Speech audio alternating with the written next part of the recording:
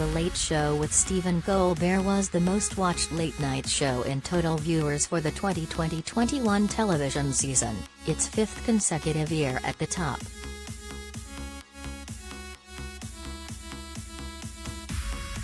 There are, however, some interesting battles emerging across the broadcast networks involving Jimmy Kimmel Live, The Tonight Show starring Jimmy Fallon, Late Night with Seth Meyers and The Late Late Show with James Corden.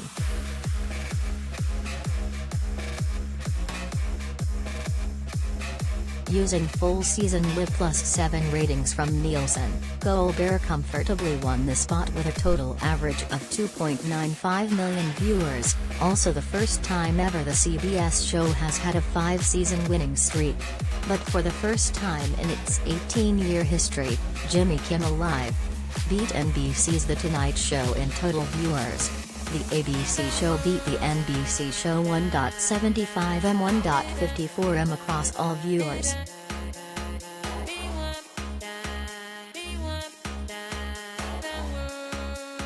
Related story.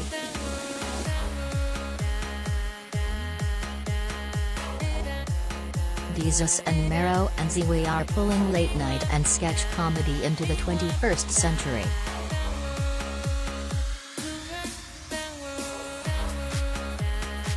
At 11:30 p.m., the interesting competition is in the demos.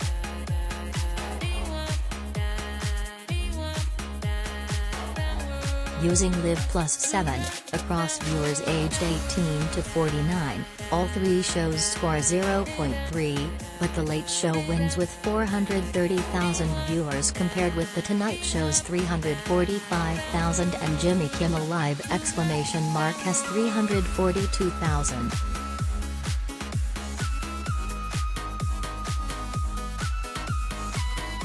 When you use Live +3, which Deadline understands is the metric all the late-night shows use to sell ads, there's very little between ABC, CBS and NBC.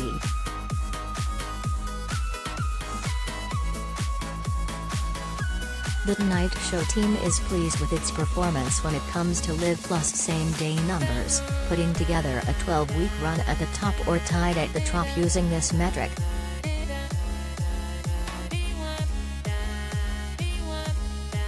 Across adults 25 to 54, The Late Show wins with a 0.5 with 614,000 viewers against Jimmy Kimmel Live has 0.4 and 489,000 and The Tonight Show's 0.4 and 477,000. Similarly, across adults aged 18 to 34, Colbert beats Kimmel and Fallon with a 0.2 over their 0.1s.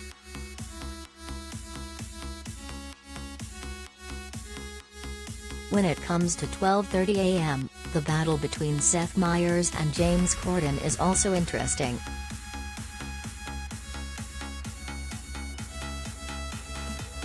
Across total viewers using Live +7, Meyers' late night averaged 1.01 m viewers over the season, with Corden's The Late Late Show averaging 971,000.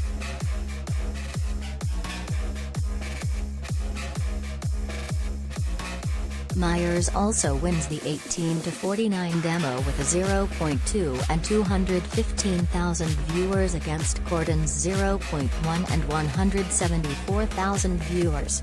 It should be noted that, and to some extent this applies across all of late night, Corden's show has been built for a viral age, particularly his field segments such as Carpool Karaoke, and Meyers similarly saw his A Closer Look segment get particularly strong attention during the controversial election year.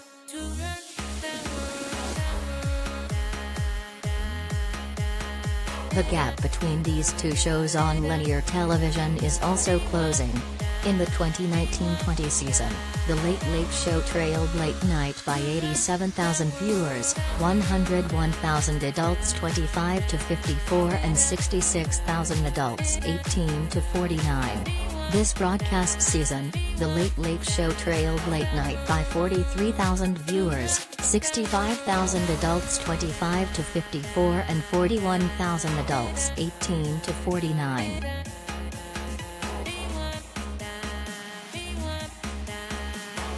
The late-night ecosystem has changed a lot over the past 20 years, and the battle for linear eyeballs is not as pronounced as it was, particularly under Jay Leno and David Letterman, but there is still healthy competition. At 11:30 p.m. the hosts of these shows are known to get along well, accentuated by working together in some ways during the pandemic, but there is obviously still interest from their teams and the networks to do well against the competition.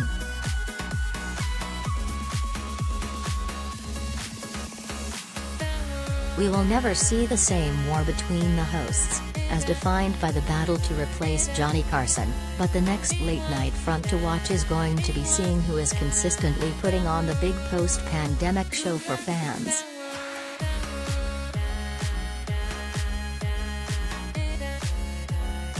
The Late Show returns to the Ed Sullivan Theatre on Monday, June 14th with a full, vaccinated audience, and it is expected to be a pretty rambunctious affair, one that Colbert has been counting down to.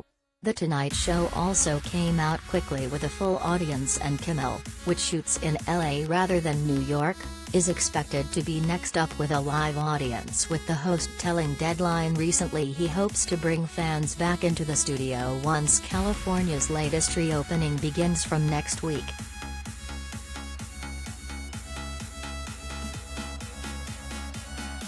There's no sign of Late Night or the Late Late Show bringing back full audiences, but you'd expect it to happen at some point over the rest of the year.